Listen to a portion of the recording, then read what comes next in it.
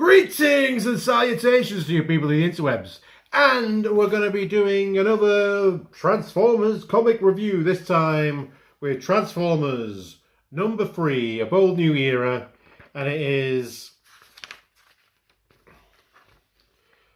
The World in Your Eyes, part 3. There's nothing I particularly think I'm going to be doing that's that spoilerish in this review. I will be talking about the contents of the story of this thing, but I don't think there's no twists or turns. This is still all set up, so we're not really going to be delving into any twists or turns. So I don't really consider it to be spoilerish, because, like I say, this is set up. So when the twists come, I will do a proper spoiler warning. But if just talking about what the contents of the comic book are enough of a spoiler to you, turn away now, or turn away after I just say, appreciate this t-shirt here. Fast and Furious. This is another Lucan's Tees design. Find them on Facebook. I love me some Jason, the Wheeled Warriors. Oh, I'd really like a Sawboss figure. Hard work trying to get hold of any of them. But, you know, one day I will. Maybe some company should make them. Or a Transformers homage. That'd be great. A transforming Monster Mind figure. Anyway, you're not here to hear me blabbering about what toys I want. You're hearing about me talking about what comic books I want. So, if you're stuck with me and you've listened to the past 2 reviews of issue 1, The World in Your Eyes Part 1, and issue 2, The World in Your Eyes Part 2, you know I've not been too keen on this new IDW continuity. However, if you're expecting more of the same, beating down on this comic book, it's not going to happen. I actually rather enjoyed this one. I think the pace has picked up, the tone has picked up. There's still some problems I have with it, but all in all, I think they've actually started to have a bit of intrigue in here, a bit of a hook to find, oh, so this is what's different about this continuity. This is why, you know, this might be worth paying attention to. So, first up, you know, they did kind of bribe me, because in these 2 pages here, there's more backstory, more character development for my boy Quake than there's ever been in any of the Transformer comic books. So I like my Decepticon rank and file troops, and to actually show this guy, with his, you know, berserker rage and PTSD, I think that, you know, that's kind of, yeah, I can dig that. I'm like, I'm you know, you're my ride and die now comic book, because you've shown some interest to one of my favourite obscure characters. You know, that's how easy I am to be led astray. You know, one of my favourite obscure favourite characters that no one really likes or remembers, but I had as a toy as a child. You give them some page time, and I will give you my time. So yeah, there's that. There's also, you know, some nice bits of Bumblebee showing off his driving skills and talking to Rubble about, you know, what kind of alt mode and stuff maybe you could go for. We see this Leviathan character. He's just a big machine that mines the surface of Cybertron so they could make metal out of people. But yeah, there's a lot going on here. So there's the intrigue about who are these people that Megatron is starting to recruit as his entourage. He's Ascenticon guards. You know, there are a bunch of Rongans. You know, there's Reflector, there's Elita 1, and there's Flywheels or Skytread, or whatever, Refractor, whatever they want to call them. But yeah, and Quake. So it's looking quite interesting, really. There's this, you know, there's this Ascenticon guard forming. There's still this mystery about the murder.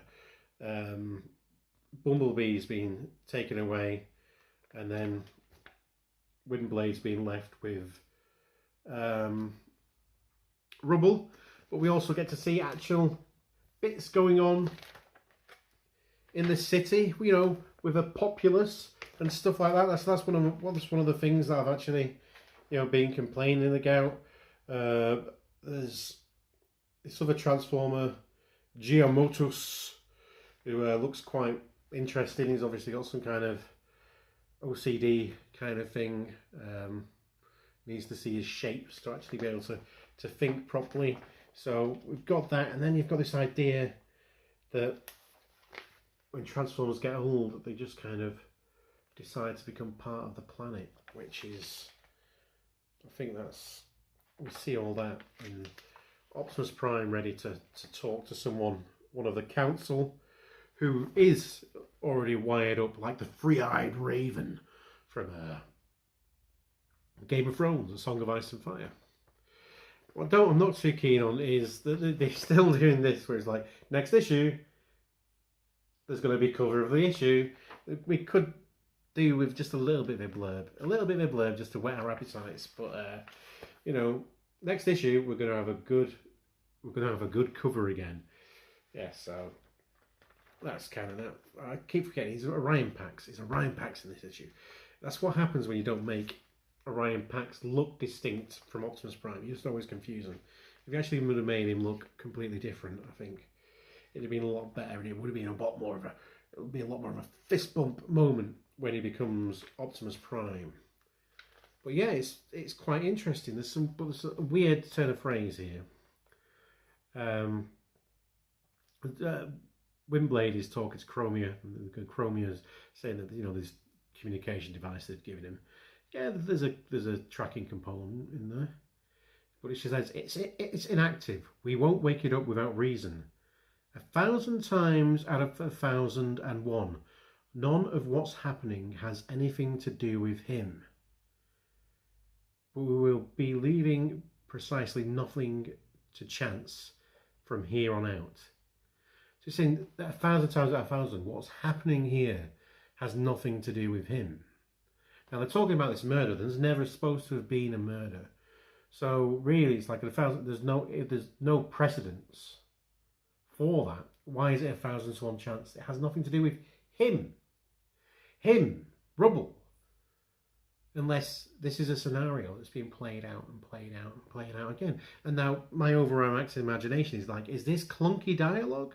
Or is the fact that the artwork is very geometric, very abstract in places? Is the world in your eyes a world that's in disguise? Is this the real world? The world in your eyes? Robots in disguise. But so yeah, I'm kind of thinking that this might not be, everything in this issue might not be reality. That's what I'm kind of thinking, just because of some of the artwork cues, and that 1,000 times out of 1,000, it's nothing to do with him. There's never been a murder before, and he's only just come online. How do we get that percentile? How do we work out that fraction of chance? Very suspicious. So yeah, it's enough to have got my brain working and getting engaged, which the two previous issues, the pace was slow, nothing got my brain working. This issue has got my brain working, so therefore I'm giving it, you know, a thumbs up. Hey, a thumbs up from the new IDW. A thumbs up from the new IDW comic continuity, The Transformers, The World in Your Eyes, Part 3. Yeah, check it out. You probably would need to sleep through the other two issues for it to make that much sense, but they could have done it in one. That, you know, I think this could be issue 2, and everything that happened in issue 1 they could have condensed into one issue. But there you go. That's the way it is. Hopefully that means that the writers have kind of eased into it now, and we're going to go blazing forward. And when we do, you can join me on this channel, and we'll hopefully be talking about it again. You can like, you can comment, you subscribe. But most of all, what we really want you to do is to be excellent to each other. Party on, dudes. And because we deserve it, let's bump the fist, shall we? Fisto! Fisto!